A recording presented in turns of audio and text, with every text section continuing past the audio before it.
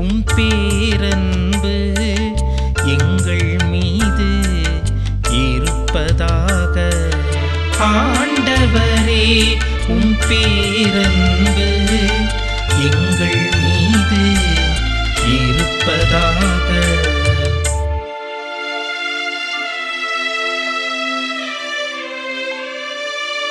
நீதிமான்களே, ஆண்டவரில் களி கூறுங்கள். நீதியுள்ளோர் அவரை புகழ்வது பொருத்தமானதே. யாழிசைத்து ஆண்டவருக்கு நன்றி செலுத்துங்கள். பதிநரம்பு யாழினால் அவரை புகழ்ந்து பாடுங்கள். ஆண்டவரின் வாக்கு நேர்மையானது, அவருடைய செயல்கள் எல்லாம் நம்பிக்கைக்கு உரியவை.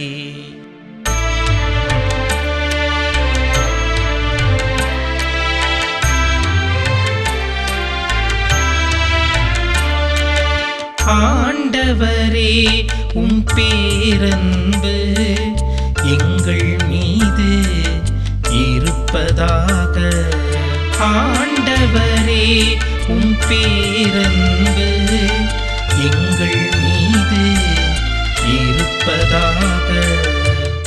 கிறிஸ்து இயேசுவில் எனக்கு மிகவும் பிரியமான என் அன்பு சகோதர சகோதரிகளே, மாதா டிவியினுடைய அன்பு நேயர்களே, உங்கள் அனைவரையும் இந்த தொலைக்காட்சி நிகழ்ச்சி வழியாக தினம் ஒரு திருப்பாடல் என்கிற இந்த பயனுள்ள ஒரு நிகழ்ச்சி வழியாக சந்திப்பதிலே பெரும் மகிழ்வு கொள்கிறேன். உங்கள் எல்லாருக்கும் எனது இனிய காலை வணக்கத்தை தெரிவித்துக் கொள்கிறேன். கிறிஸ்து இயேசுவில் பிரியமானவர்களே, இன்று திரு அவை நமக்கு தியானிக்க கொடுத்திருக்கிற இந்த விவிலிய பகுதி திருப்பாடல் எண் 33. இதனுடைய பல்லவியாக நமக்கு கொடுக்கப்பட்டிருக்கிற இறைவசனம், ஆண்டவரே உமது பேரன்பு எங்கள் மீது இருப்பதாக. பிரியமானவர்களே, இது ஒரு மன்றாட்டினுடைய பல்லவியாக இருந்தாலும் இதை ஆழமாக நாம் சிந்திக்கிற போது, இந்த அதிகாரத்தை முழுவதுமாக வாசிக்கிற போது இது ஒரு புகழ்ச்சியினுடைய ஒரு திருப்பாடலாக இருக்கிறது. தாவீது அரசர் ஆண்டவரை எவ்வாறு புகழ வேண்டும், ஏன் புகழ வேண்டும் என்றெல்லாம் இந்த திருப்பாடலிலே தெளிவாக நமக்கு எடுத்துரைத்திருக்கிறார்.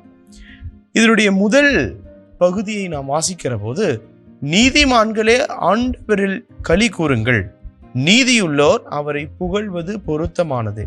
யாழிசைத்து ஆண்டவருக்கு நன்றி செலுத்துங்கள், பதிநரம்பு யாழினால் அவரை புகழ்ந்து பாடுங்கள் என்று சொல்லி இந்த உலக மக்கள் ஒவ்வொருவரையும், உங்களையும் என்னையும், நம்மை முழுவதுமாக ஆண்டவருக்கு புகழ்ச்சி பண் கீதம் பாட நாம் அழைக்கப்படுகிறோம். அப்படி என்றால் பல நேரங்களிலே ஏன் நாம் ஆண்டவரை புகழ வேண்டும், ஏன் நாம் ஆண்டவரை போற்ற வேண்டும் என்று சிந்தித்து பார்க்கிற போது, இதோ ஏன் எதற்காக நமது வாழ்க்கை நன்றியுள்ள வாழ்க்கையாக இருக்க வேண்டும், ஆண்டவரை சார்ந்த வாழ்க்கையாக இருக்க வேண்டும், ஆண்டவரை போற்றுகிற, புகழுகிற, பறைசாற்றுகிற ஒரு வாழ்க்கையாக இருக்க வேண்டும் என்கின்ற காரணங்களையும் இந்த திருப்பாடலிலே நாம் வாசிக்க கேட்கிறோம்.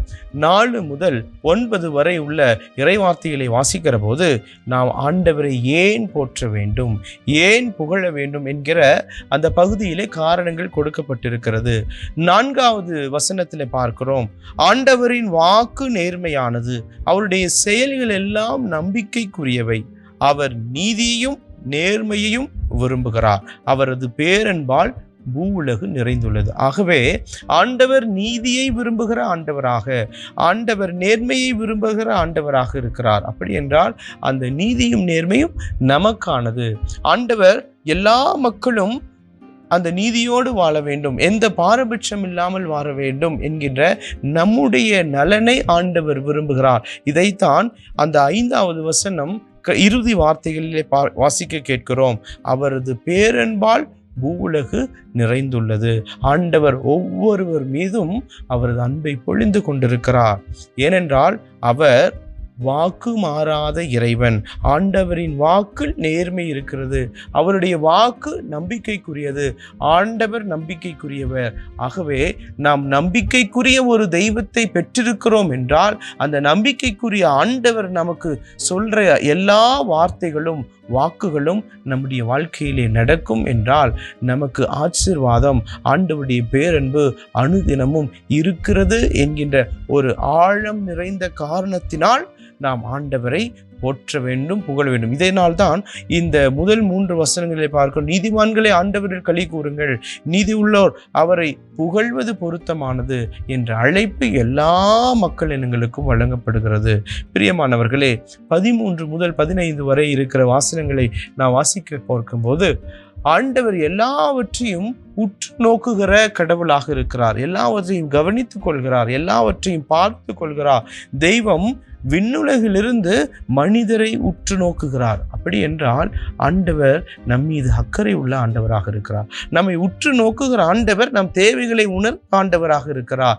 என்ன தேவை, எப்பொழுது கொடுக்க வேண்டும் என்று அறிந்து ஒரு தாய் தன் குழந்தை தேவை அறிந்து தேற்றி வளர்ப்பதை போல இறைவன் நம் தேவை அறிந்து நம்மை உற்று நோக்கி பார்த்து நமக்கு எல்லா ஆசீர்வாதங்களும் கொடுத்து வழி நடத்துகிறார் என்பதை இந்த வசனங்கள் நமக்கு எடுத்து கூறுகிறது. அதே போல 16, 17 வசனங்களை பார்க்கிறோம்.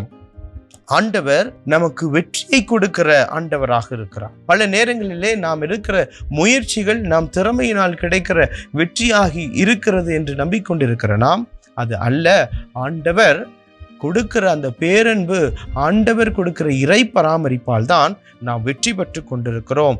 ஆகவே தொடர்ந்து நம்பிக்கைக்குரிய அந்த ஆண்டவரை நாம் விசுவசிக்கிற போது, நம் வாழ்வை ஆண்டவர் பாதத்தில் ஒப்புக் கொடுக்கிற போது அந்த நம்பிக்கைக்குரிய ஆண்டவர் நமக்கு எப்போதும் தமது பேரன்பால் வெற்றியும் ஆச்சரியம் கொடுப்பார் என்கின்ற சிந்தனையோடு கண்களை மூடி ஜெபம் செய்வோம். இரக்கமுள்ள ஆண்டவரே, நீர் நம்பிக்கைக்குரியவர், நேர்மையாளர், வாக்கு பெறலாதவர். நான் உன்னை ஆசீர்வதிப்பேன் என்று சொன்னீரே, நாங்கள் உம்மை விசுவசிக்கிறோம், உம்மை நம்புகிறோம். தெய்வமே, எங்களையும் எங்கள் குடும்பங்களையும் விண்ணிலிருந்து உற்று நோக்கி கொண்டிருக்கிறீர். எங்களுடைய தேவைகளை கண்ணோக்கி கொண்டிருக்கிறீர். தெய்வமே, எல்லாவற்றையும் தகுந்த வேளையிலே உமது திருவுளப்படி தந்து எங்களை ஆசீர்வதிக்க உம்மை மன்றாடுகிறோம். எங்கள் ஆண்டவராகிய கிறிஸ்து வழியாக உம்மை மன்றாடுகிறோம். ஆமேன்.